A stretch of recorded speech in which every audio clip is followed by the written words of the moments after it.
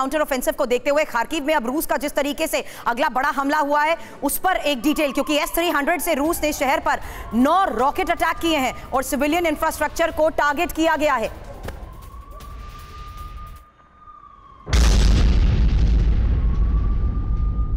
अब S-300 से Kharkiv पर हुए हमले की ही ये तस्वीर आपको हम दिखा रहे हैं, जहां यूक्रेन के सबसे सुरक्षित शहर खार्किव को जिस तरीके से टारगेट किया जा रहा है उस पर चर्चा करने से पहले इंफॉर्मेशन आपके सामने होगी, क्योंकि यहां देखिए कैसे खार्किव पर हमले की इस तस्वीरों के जरिए बड़े नुकसान का दावा किया गया और यूक्रेन के सबसे सुरक्षित शहर खार्किव पर रूस का ये S-300 से अटैक हुआ है और खार्किव में रूस ने पब्लिक इंफ्रास्ट्रक्चर पर 9 रॉकेट से अटैक किया है। हालांकि S-300 के अलावा रूस का खार्किव पर 10 ड्रोन हमले का भी दावा है और खार्किव के गवर्नर ओले सिन्हुबोव ने भी रूसी हमले की जानकारी शेयर की है। रूस 100 से 200 किलोमीटर से ज्यादा दूरी पर ऐसी मिसाइलों का इस्तेमाल करता है, ये भी बयान में कहा गया है। S-300 की मिसाइलें फ्रीडम ऐप से सीखकर क्या आपने मशरूम खेती शुरू की है क्या? अगर ऐसा है तो 1 करोड़ फ्रीडम ऐप के जो ग्राहक हैं उनको बिना किसी खर्चे के आप इसे बेच सकते हैं।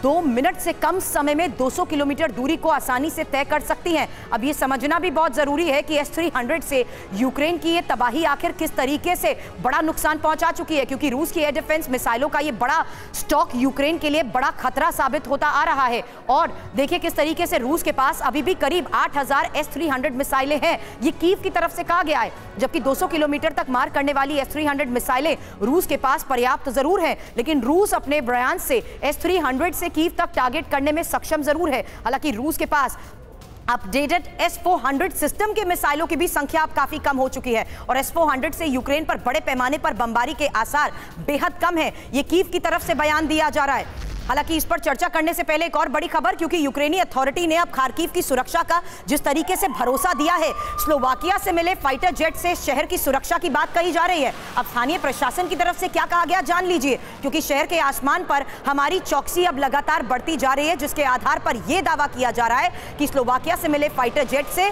वो शहर की सुरक्षा कर सकेंगे।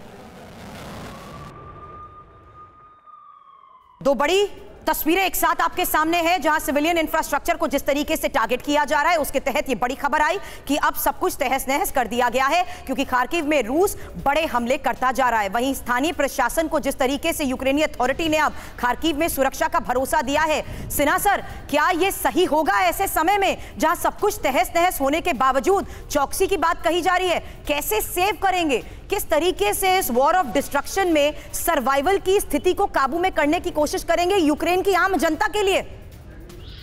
सुरभि, जय हिंद। देखिए, आपका सवाल है कि खास करके जो उनको एयर डिफेंस सिस्टम्स मिले हैं या उनको जो फाइटर जेट्स मिले हैं उससे वो कैसे सुरक्षा करेगा अपना।